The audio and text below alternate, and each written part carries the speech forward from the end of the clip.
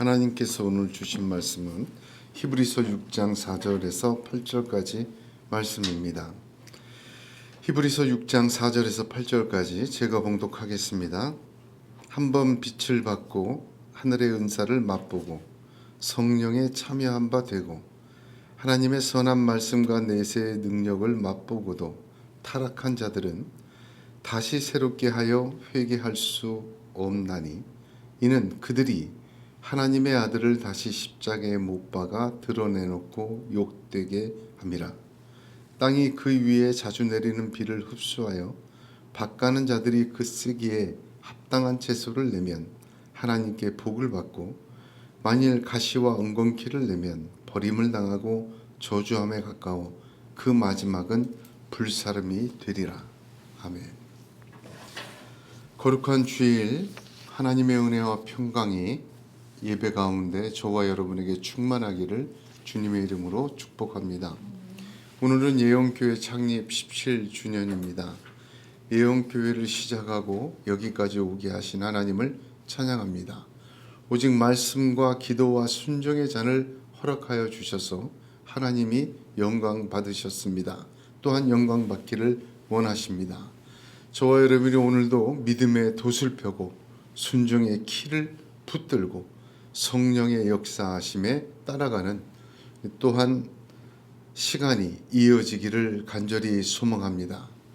그 어려운 가운데서도 그 하나님이 허락하신 잔을 함께 나누는 모든 분들에게 하늘의 감사와 칭찬과 영광이 가득하시기를 축복합니다. 요즘 세상을 뒤흔드는 사람이 있습니다. 미국의 제47대 대통령 도널드 트럼프 대통령입니다. 그 사람은 미국의 대통령인데 취임하자마자 전 세계의 금이 판매량이 제로가 될 정도로 치솟았습니다. 3년이나 지속되는 우크라이나와 러시아의 전쟁이 새로운 국면을 맞고 중동 지방의 팔레스타인과 이스라엘의 전쟁 또한 새로운 국면을 맞이하게 됩니다. 언행의 한마디 한마디가 또 그가 결정하는 일들이 미국의 대통령인데 미국뿐만 아니라 전 세계를 뒤흔들 만큼 매일 아침의 뉴스에 그의 이야기가 촉각을 곤두세우게 하는 그런 영향력을 미치고 있습니다. 누가 통치하느냐 굉장히 달라지는 것 같습니다. 누가 주인인가 그것에 따라서 한 나라뿐만 아니라 전 세계가 또 우리의 개인적인 삶까지도 큰 영향을 받습니다. 누가 우리의 주인인가? 누가 나를 통치하고 있는가? 그건 굉장히 중요합니다. 저와 여러분의 인생과 믿음과 또한 순종과 모든 것의 주인은 하나님이십니다. 아니 하나님이셔야 합니다. 하나님께서는 이스라엘 백성을 애굽에서 구원하신 후에 하나님께서 구원하신 하나님의 목적을 이렇게 말씀하셨습니다. 레위기 22장 33절에 너희의 하나님이 되려고 너희를 애굽 땅에서 인도하여 낸 자니 나는 여호와니라. 하나님이 하나님 되시려고 그 백성이 하나님이 되려고 다시 말하면 그 백성이 한 분 하나님, 한 분 주인, 한 분의 통치자가 되시기를 원하는 분이 하나님이셨습니다. 그러기 위해 구원하셨습니다. 신약의 성도들 역시 하나님께서 예수 그리스도의 십자가의 대속의 죽으심으로 또한 건져낸 하나님의 또 것이 된 사람들입니다. 그래서 고린도전서 6장 19절에서 12절에 너희는 너희 것이 아니다. 값으로 산 것이 되었으니 그런즉 너희 몸으로 하나님께 영광을 돌리라. 하나님이 주인 된 자들이 성도다. 그렇게 선포하고 있는 것입니다. 오늘 이 시간에 우리가 말씀을 나누며 또한 창립 17주년을 맞으며 하나님이 주인 되심이 다시 한번 확인되는 자리 잡는 굳세어지는 그러한 시간 되시기를 주님의 이름으로 축복합니다. 지금 나를 주장하고 나를 다스리고 있는 것이 무엇인가? 하나님이 돌아보라 말씀하십니다. 예수님은 마태복음 6장 24절에 한 사람이 두 주인을 섬길지 못한다 하셨습니다. 한 사람에게는 두 주인이 있을 수가 없다. 주인이 둘이면 찢어지죠. 주인이 둘이면 이상해집니다. 엉망이 됩니다. 혹 이를 미워하고 저를 사랑하거나 이를 중히 여기며 저를 경히 여김이라. 이것은 만고불변의 진리입니다. 너희가 하나님과 재물을 겸하여 섬기지 못한다. 하나는 경히 여길 수밖에 없어요. 하나는 그냥 내버려 두는 게 아니라 미워할 수밖에 없어요. 한 사람이 두 주인 섬길 수가 없습니다. 나 자신의 유익과 가치와 신념과 바람이 나를 주장하면 나의 주인은 나 자신이 됩니다. 세상의 물질과 사람과 명예와 부귀와 쾌락과 유혹이 나를 주장하고 다스린다면 나의 주인은 그 세상입니다. 우리를 다스리는 분은 한 분 하나님이셔야 합니다. 내가 나를 다스리고 주장해서 얻는 결론이 무엇입니까? 세상이 나를 다스리고 주장해서 얻는 결론이 무엇입니까? 하나님이 우리를 다스리고 또한 주인 되시기 위하여 독생자를 주셨고 하나님은 우리를 통치하셔야 영생과 하나님의 약속된 축복의 사람 되는 줄로 믿으시기를 바랍니다. 오늘 우리에게 주신 말씀 매우 무거운 말씀입니다. 이 말씀을 표면적으로 볼 때는 한번 예수 믿고 한번 은혜 받고 다시 타락한 자들은 결코 다시 새롭게 되지 못하고 영원히 저주받는 그러한 존재가 된다는 무시무시한 경고의 말씀으로 들립니다. 그래서 이 말씀이 역사적으로 신학적으로나 신앙적으로 굉장히 논란이 많았어요. 하나님의 구원이 취소될 수 있느냐 말이에요. 성경에 보면은 그렇지 않다는 말이 너무너무 많기 때문에 논쟁이 너무너무 심했고 이것 때문에 신앙의 종파가 막 갈렸습니다. 학문의 종파가 막 갈렸어요. 논란이 되고 어려울 정도로 도전적인 말씀이고 또한 굉장히 충격적인 말씀입니다. 표면적으로는 그렇습니다. 제가 일산에서 담임 목회를 할 때 어떤 한 남자 집사님이 있으셨어요. 굉장히 나름 순전한 분이에요. 근데 이제 이분이 어느 날 저녁에 주일 저녁에 같이 밥을 먹으면서 저에게 이런 말을 하더라고요. 목사님, 바로 이 말씀이에요. 히브리서 이 말씀. 제가 그 말씀을 들으니까 저는 이제 예수 그만 믿어야 되겠어요. 왜요? 은혜도 받고 이렇게 체험도 했는데 지금 자기가 자기 모습 보니까 영 아니거든. 다시 타락한 자가 돼 있는 것 같다고. 영원히 새롭게 할 수 없으니까 지금 교회 나오면 무슨 소용이 있느냐. 심각한 고민이죠. 아주 순전한 고민입니다. 무슨 소용이 있느냐. 그래서 그분에게 그런 얘기를 했어요. 탕자를 봐라. 성경에 이 말씀도 있지만 탕자를 봐라. 회개하고 돌아오니까 아버지가 잔치 열시지 않느냐. 로마서 8장을 봐라. 누가 우리를 그리스도의 사랑에서 끊으리요 하시지 않았는가. 집사님이 이 말씀을 듣고 마음에 찔림을 얻고 돌아와야 합니다. 끝이구나라고 생각하지 말고 아버지 앞에 그 은혜 앞에 다시 돌아와요. 하나님의 뜻은 모든 사람이 구원에 이르기를 원하시는 것입니다. 그것은 절대 변하지 않습니다. 제가 그렇게 은혜를 나눈 적이 있어요. 그분이 표면적으로 이 말씀을 받았을 때 갈등이 생긴 겁니다. 당연한 거룩한 갈등이에요. 갈등조차 없는 사람도 있습니다. 그러나 오늘 말씀은 그 내면을 보아야 합니다. 가장 결정적인 말씀은 어떤 말씀이냐면, 자 보세요. 오늘 말씀이 6절 한번 보세요.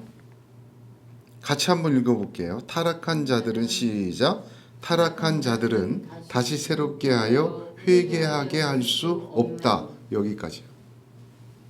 이 말씀의 내용의 핵심 바로 이게. 타락한 자들은 다시 새롭게 하여 회개하게 할 수 없다.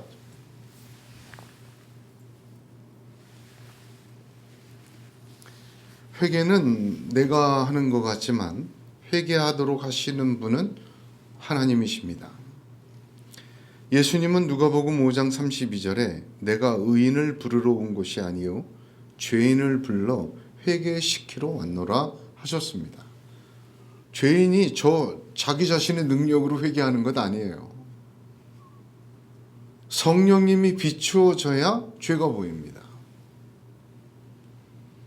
어두운 그늘에 앉아 있는 자는 자신은 어두움 속에 그 눈이 멀어 있어요. 그 어두움 속에 빛이 탁 들어왔을 때 그 빛 때문에 비로소 더럽고 추한 것이 보이기 시작하는 겁니다. 예수님이 회개하라 하셨으니까 회개할 수 있는 거예요. 복음을 믿으라 하셨으니까, 길을 여셨으니까 복음을 믿을 수가 있는 것입니다. 성경을 보면 다 그렇게 표현을 해요. 사도행전 11장 18절에도 저희가 이 말을 듣고 잠잠하여 하나님께 영광을 돌려가로되 그러면 하나님께서 이방인에게도 생명 얻는 회개를 주셨도다 하니라. 정확한 표현입니다. 회개는 내가 하는 게 아니에요. 회개케 하시는 하나님의 역사 안에 내가 따라가는 거죠. 회개를 주셨기에 회개할 수 있는 것입니다. 회개하는 자를 용서하시기에 회개할 힘을 얻는 것이에요. 오늘 말씀을 보면 타락한 자들은 다시 새롭게 하여 회개하게 할 수 없다. 참 깊은 말씀입니다. 하나님도 못하시는 것이 있어요. 회개하지 않는 죄인 용서할 길이 없습니다. 회개해야 용서를 하죠. 나는 회개하지 않고 내 멋대로 살아도 하나님 다 용서해 줄까? 천만에. 여러분, 회개라는 것은 심판이 있기 때문에 하는 거예요. 심판이 없는데 무슨 회개를 합니까? 심판을 믿지 않으면서 회개한다는 말 거짓말입니다.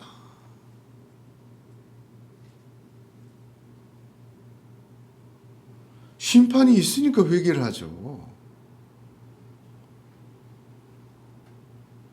기도도 마찬가지지 않습니까? 역대하 7장 14절에 내 이름으로 일컫는 내 백성이 그 악한 길에서 떠나 스스로 겸비하고 기도하여 내 얼굴을 구하면 내가 하늘에서 듣고 그 죄를 사하고 그 땅을 고칠지라 하였습니다.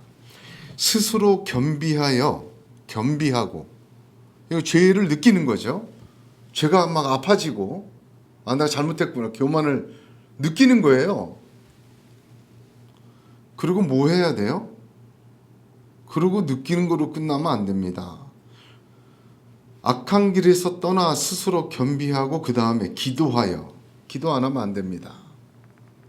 기도하여 내 얼굴을 구하면 하늘에서 듣고 그 죄를 사하고 그 땅을 고칠지라. 기도하지 않는 자에게 하나님 주실 수가 없습니다.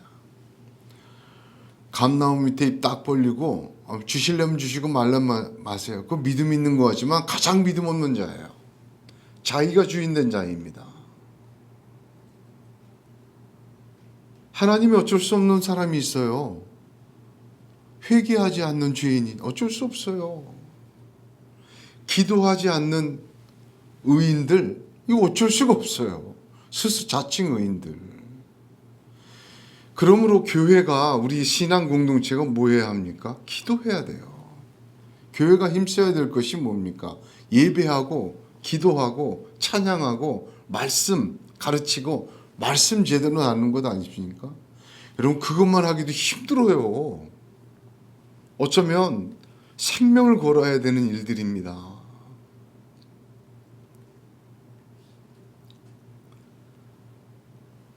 이 말씀의 내면적인 말씀은 타락한 자, 한 번 맛보고 타락한 자 회개케 할 수 없다는 거예요. 그러니까 어떻게 하라고요? 하나님이 회개케 할 수 있도록 돌아서라는 말입니다. 이 말씀의 내면적인 말씀은 하나님의 절규예요. 하나님의 외침입니다. 영원히 저주를 내리기 위한 심판의 말씀이 아니라 제발 돌아서라 라는 하나님의 가장 강력한 구원의 초청의 말씀입니다. 하나님의 기호는 취소될 수가 없어요. 그럼에도 불구하고 타락한 자, 예수님의 12제자 중 보세요. 가룟 유다를 한번 보겠습니다.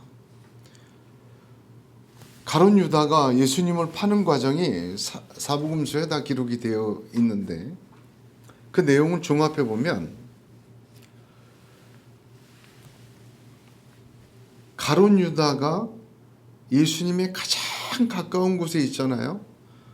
나와 함께 그릇에 손을 넣는 가까운 거리에 그가 있었어요.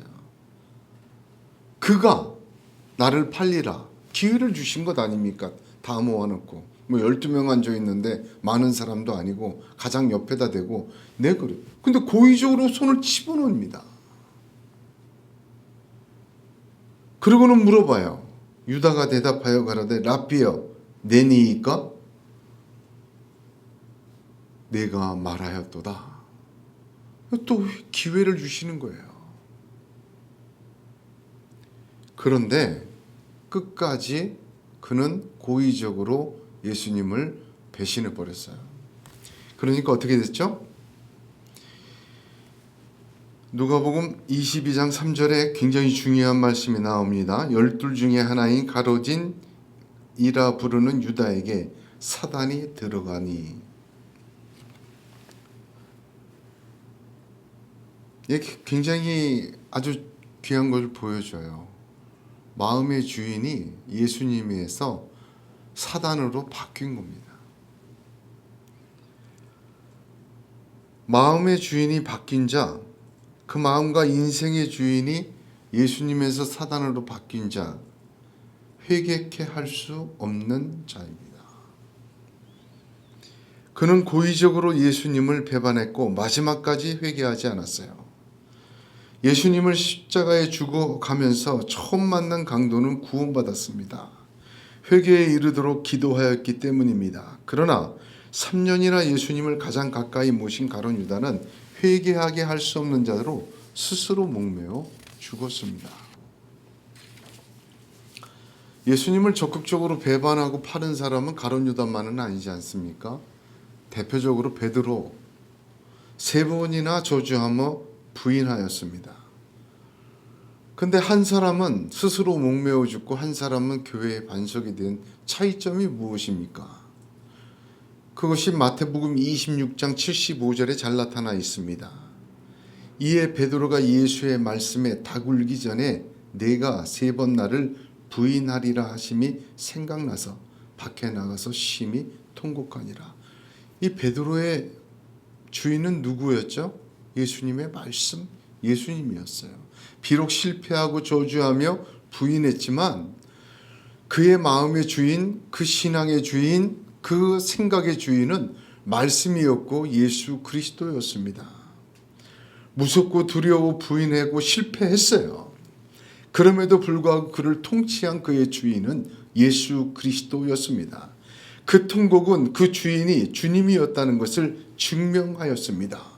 가룟 유다와 베드로의 차이의 결정적인 것은 바로 그의 주인이 누구였는가, 누가 그를 통치하고 있는가에 따라 달라진 것입니다.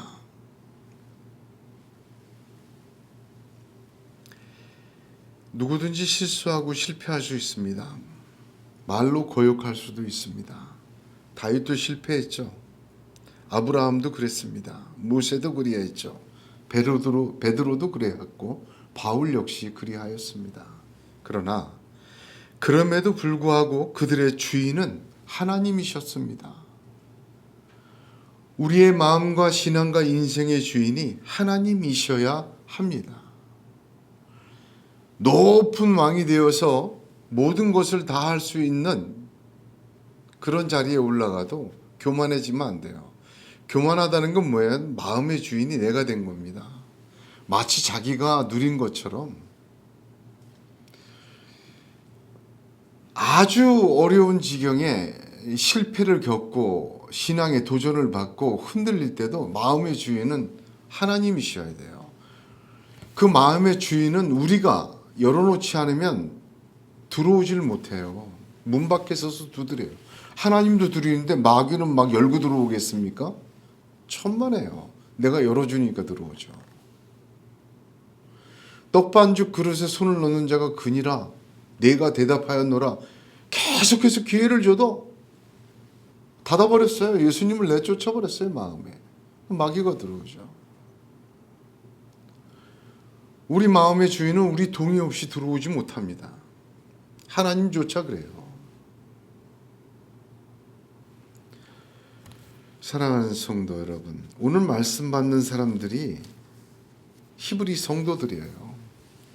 여기 타락한 자는 누굽니까? 하늘의 것을 맛보고 신앙을 체험하고 타락한 자, 주인이 바뀐 자들이에요.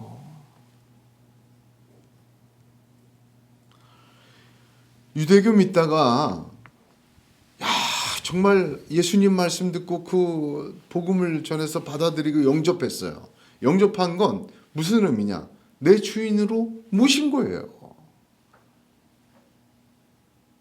율법이 아니라 복음을 내 주인으로, 예수 그리스도를 내 주인으로 영접한 거예요.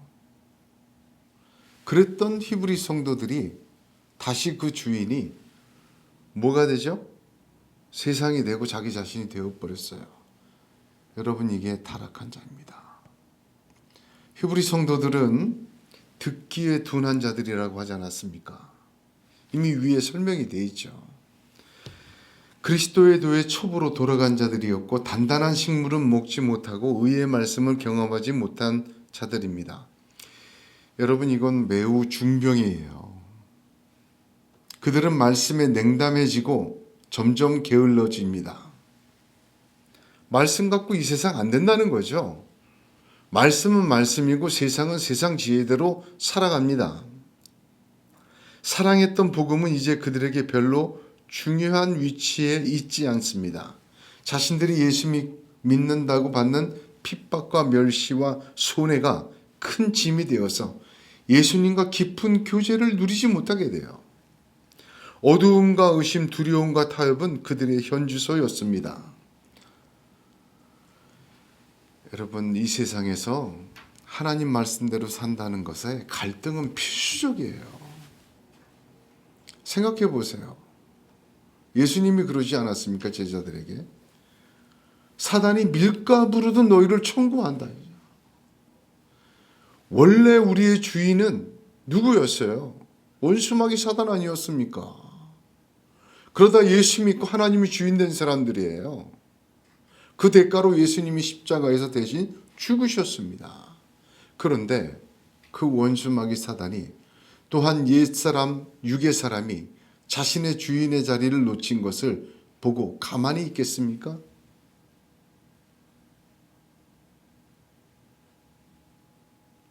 자기가 다시 한번 그 주인이 되려고 청소한 집에 들어가 살려고 엄청나게 애쓰고 수고하고 또한 유혹하고 미혹하고 흔들어 놓습니다.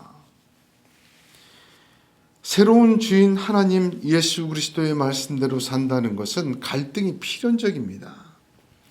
근데 그 갈등을 무마시켜주고 편하게 해주려고 기름칠을 하고 갈등을 일으키는 말씀과 뜻을 제외하고 그 말씀의 농도를 희석하고 그 말씀을 조금씩 비틀어 왜곡해서 두 주인을 섬길 수 있게 만들고 두 주인이 가능하다고 말하는 사람들은 거짓 선지자들입니다.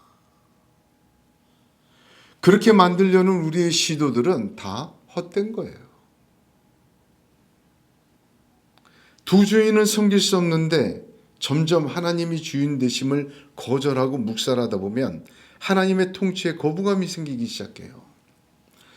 그 시작은 듣기에 둔해지기 시작하는 것입니다. 여러분 성경을 읽고 설교를 들을 때 자꾸 거부감이 생기고 이렇게 되면요, 내 주인이 누구인가 이거 생각해 봐야 돼요. 거부감이 계속되면 냉담해집니다. 차가워지죠. 그 냉담함이 계속되면 불신앙에 빠져요. 이것은 이것으로 그치지 않습니다. 신앙이 식었다? 그것으로 안 그쳐요. 내 주인이 내가 되고 하나님 이외의 것이 나를 통치하기 시작합니다. 그 둘이 갈등을 일으키면 타협시키고 적당히 무시하고 두 주인을 양립시키려고 애를 쓰고 때로는 눈을 감고 때로는 자기 합리화를 시킵니다. 여러분 이것은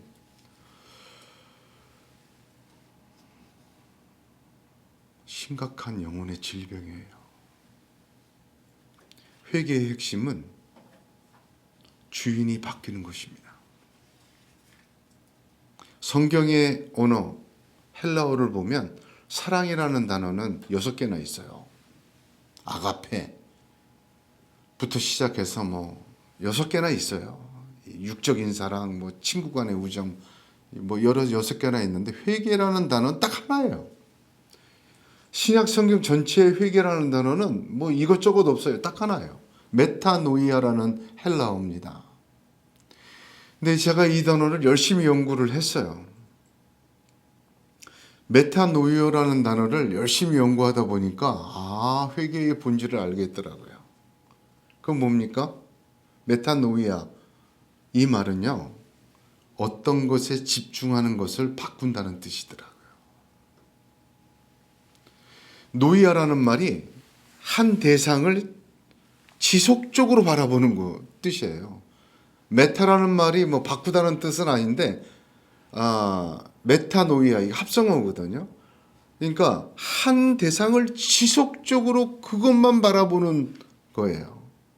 그래서 제가 어떻게 설명하냐면 어떤 것에 집중하는 것을 바꾸는 거다. 이거 회개다. 히브리어로 회개라는 단어는 슈브입니다. 슈브. 그런데 놀랍게도 구약 성경에 회개라는 단어는 3번밖에 안 나와요. 욥기와 시편자만에. 회개라는 단어 대신에 창세기부터 말라기까지 회개에 준하는 하나님의 설명이 있었어요. 그게 뭐예요? 돌아오라. 돌아오라. 어쨌든 이 슈브라는 히브리어는 어떤 뜻이냐면 온 방향으로 되돌아가다. 그 뜻이더라고요. 그러니까 히브리어 슈브이든 헬라어 메타노이아든 회개라는 단어는 어떤 뜻이냐? 한 대상에 집중하는 것이. 내가 온 곳으로 돌아가는 거예요. 이 말을 한마디로 정리하면 무슨 뜻입니까? 마음의 주인이 바뀌는 겁니다.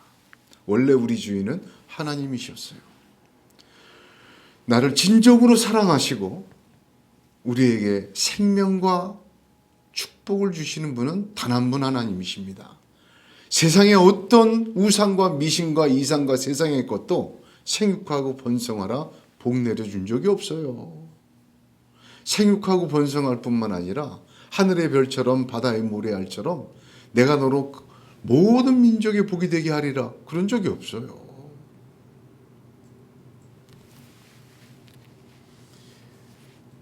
회개란 하나님께로 돌아와 하나님께 집중하는 것입니다. 그가 하신 말씀, 그가 보여주신 삶, 마음을 다하고 뜻을 다하고 성품을 다하여 하나님을 사랑하는 것입니다. 나의 주인 나를 통치하는 분이 하나님 한 분이시기를 주님의 이름으로 권면합니다. 세례 요한은 회개의 세례를 전파했다고 하지 않습니까? 그가 외칠 때 사람들이 많이 그 세례받으러 나왔는데 그들을 향해서 이렇게 얘기했습니다. 이 돌들로도 아브라함의 자손이 되게 하시리라. 까불지 말라 이거죠. 회개 안 하면 다 망한다. 그리고는 뭐라고 얘기했습니까? 회개에 합당한 열매를 맺으라고 했어요. 겉으로만, 말로만, 머릿속으로만, 가슴속으로만 회개하지 말고 합당한 열매를 맺어야 진정한 회개라고 하였습니다. 회개를 보면 순서가 있습니다. 마음에 찔림이 있고 아픔이 생겨요. 성령이 하시는 일입니다. 그리고 그에 대한 합당한 행동이 있습니다. 하나님의 말씀에 순종하는 것입니다. 합당한 행동이 뭐예요?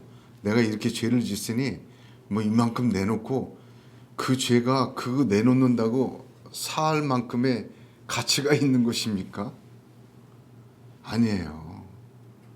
정말 합당한 열매란 무엇이냐면 내가 가슴에 찔림이 있고 아파하면서 하나님 말씀에 집중하고 그 말씀을 따라 순종하는 거예요. 모든 걸. 나를 하나님이 통치하게 하시는 거예요. 회개는 후회가 아니에요. 죄를 자각하는 지식이 아닙니다. 하나님 앞에 숨는 죄의식이 아니에요. 회개는 불편한 감정이 아닙니다. 내가 죄에 대하여 불편한 감정을 느끼게 하시는 분은 회개케 하시려는 성령의 역사입니다. 참 회개란 나의 주인이 하나님이 되시는 것입니다. 여러분, 제가 아주 중요하게 생각하는 말이 있습니다. 아더 핑크가 한 말인데요. 믿음이란 그 믿는 대상에서 분리될 때 즉시 죽는다.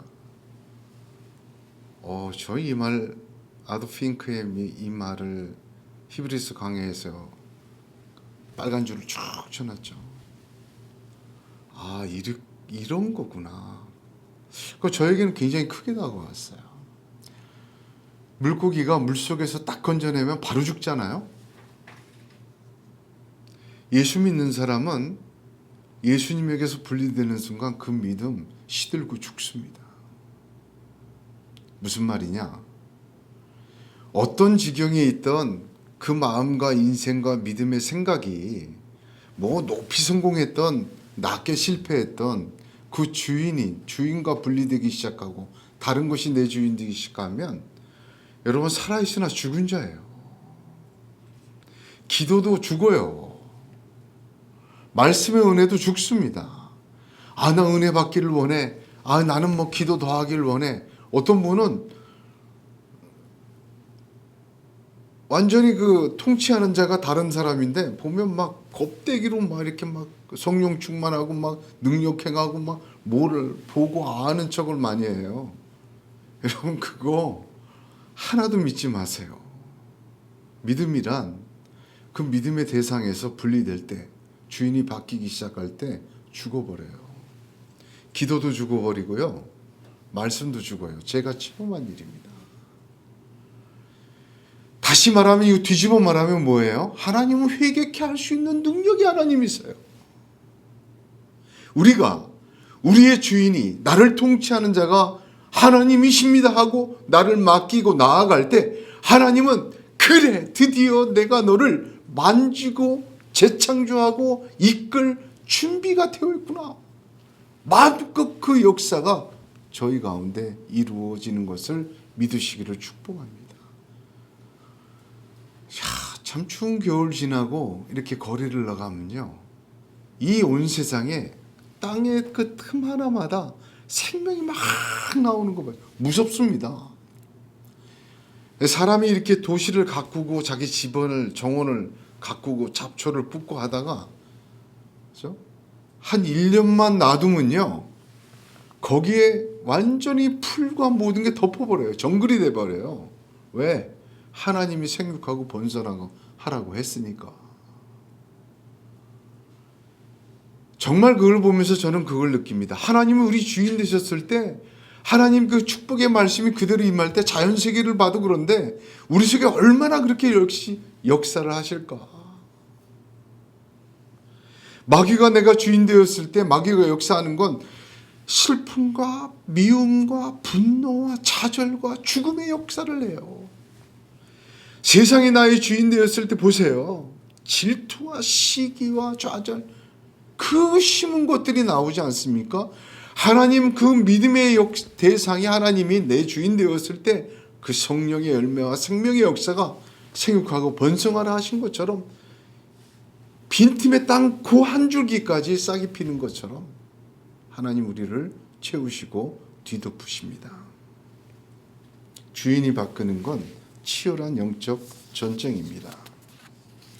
오늘도 밀가 부르듯 우리를 청구합니다. 그러나 우리가 마귀를 영접하지 말아야 합니다. 내가 세상을 영접하지 말아야 됩니다. 내가 내 욕심과 탐욕과 정욕이 생기는 것이 있어요. 영접하지 말아야 돼요. 주인의 자리를 주면 안 됩니다. 언제나 나를 살리시는 분은 예수님이십니다. 그분을 언제나 어디서나 영접하고 그분의 뜻에 따르고 그분의 통치를 받으셔야 합니다. 내 생각과 탐욕과 세상과 마귀가 감정이 나를 주장하지 못하도록 주님의 뜻과 말씀을 영접하고 주의 말씀대로 순종해 나갈 때 주님이 계시는 한 마귀는 절대로 들어오지 못합니다. 세상은 절대로 예수님이 주인된 인상을 어찌할 수 없습니다. 로마서 8장 31절에 그런즉 이 일에 대하여 우리가 무슨 말 하리요? 만일 하나님이 우리를 위하시면 누가 우리를 대적하리요? 할렐루야. 본문의 타락한 자, 그렇죠? 6절에 타락한 자들은 다시 새롭게 하여 회개할 수 없다 되죠? 이 타락한 자들은 할 때 여기 헬라어 원문을 보면 인칭 대명사가 그들입니다. 그들. 3인칭이에요. 지금까지 너희 또는 우리라는 2인칭을 썼어요. 또 하나는 맛보다라는 표현이 무슨 뜻입니까? 삼켜 먹은 게 아니라 맛만 본 거예요. 굳이 이 표현을 2번이나 반복했습니다. 여기 참여한 자들, 어떤 사람은 성령 받았다고 얘기하는데 아닙니다. 여기 참여했다는 다른 성경에 참여했다라는 뜻과 전혀 다른 단어를 쓰고 있어요. 그냥 동반자라 그런 뜻입니다. 타락한 자들은 누구예요? 맛본 자들이에요. 먹은 자들이 아닙니다. 그들은 성령 받은 자가 아니라 단순한 동반자였어요.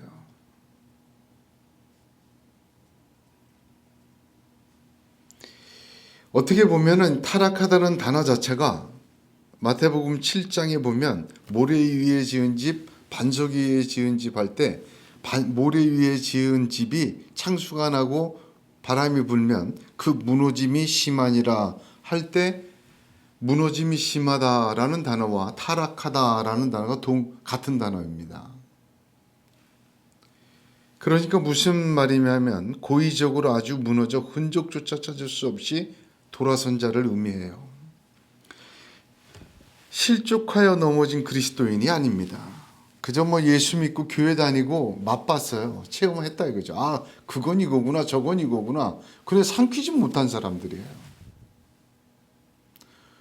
그리고는 그렇게 마음의 주인을 하나님께 내놓지 않고 그렇게 이렇게 하다가 다 아는 척해요. 요즘에 얼마나 많은 교인들이 그런 모습을 보이는, 저도 여기 목회하면서 왔다 갔던 분들을 보면 참 고개를 갸웃하게 됩니다.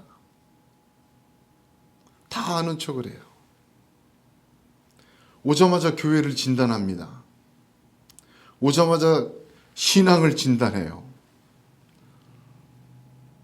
이야, 대단합니다. 맛본 것으로, 흉내낸 것으로 다 안다고 생각을 해요.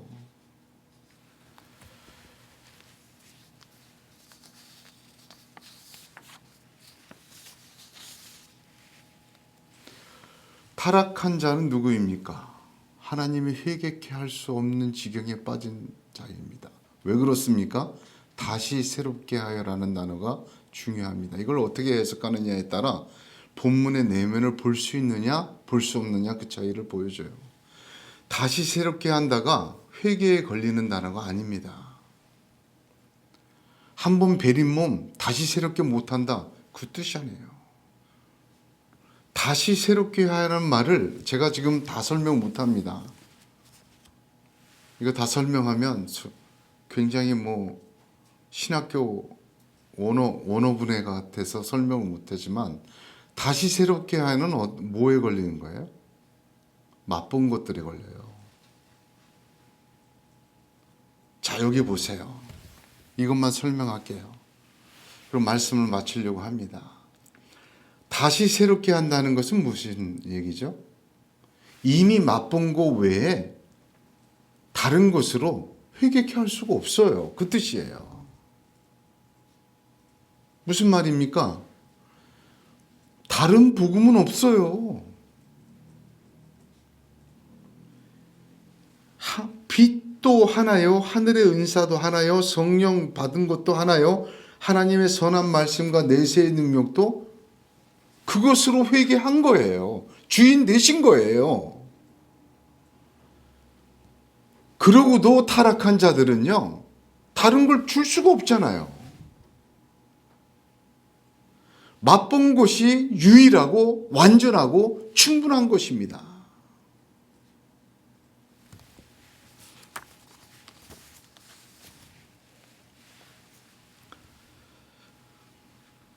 복음은 하나입니다. 은혜도 하나고 구원에 이르고 충분하고 완전한 은혜도 하나요. 이미 받았습니다. 다시 새로운 거 줄 수가 없어요. 새로운 거 준다고 갖다가 조미료 쳐가지고 갖다가 막 얘기하는 거, 그게 새 시대에 새로운 사람에게 주는 새로운 어떤 것이라고 떠들어대지만 그렇지 않아요. 복음은 2000년 동안 딱 하나예요. 마음의 주인이 바뀌는 것은 사람의 힘과 결단으로 이루어지는 것은 아닙니다. 비가 와야 우산을 펴는 것이지 우산을 폈다고 비가 오는 것은 아니라는 말입니다. 회개케 할 수 없는 자, 이미 맛본 그 은혜 외에 다른 것은 더 받을 것이 없습니다. 그것으로 성령은 역사하셨고 회개케 하십니다. 여러분 보세요. 마음의 주인이 내 자신이고 세상으로 가득 찬 사람이 이런 것들을 맛봐요. 그 맛이 어떻겠습니까? 이런 맛도 있구나. 그런 맛, 먹으면 좋기도 하고 이런 거네. 근데 마음의 주인이 하나님 된 사람이 그걸 다시 맛보면 어떻게 됩니까? 눈물, 콧물이 다 빠져요.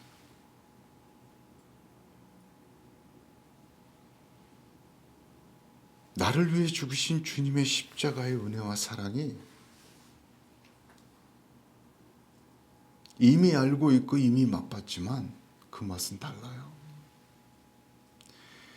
제가 좀 17주년이니까 제 고백을 하나 하게 해 주시면 고맙겠습니다.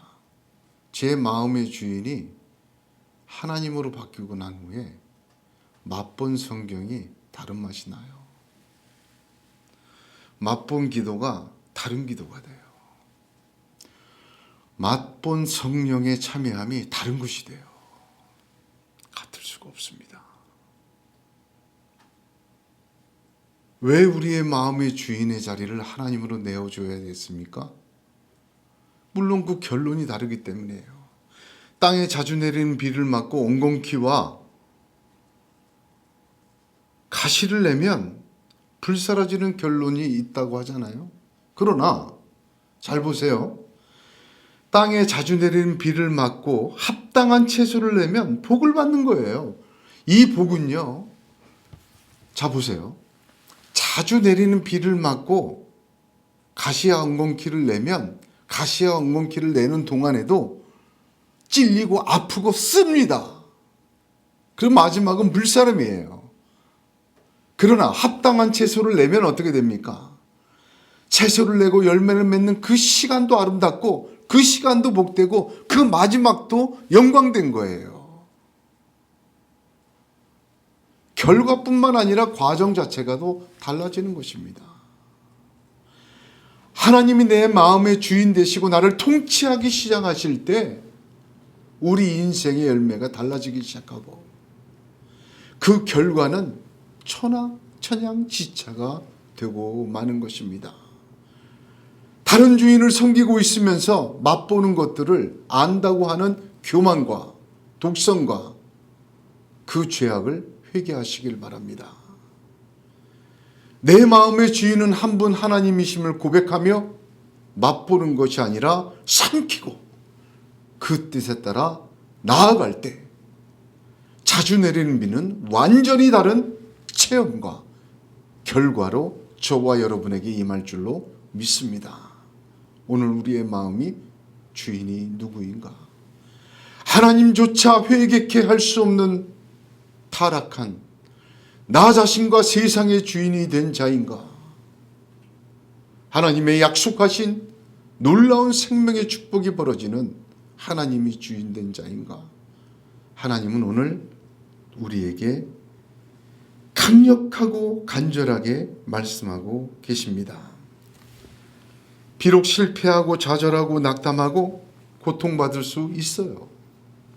때로는 성공하고 부를 쌓고 모든 것이 행복할 수도 있어요.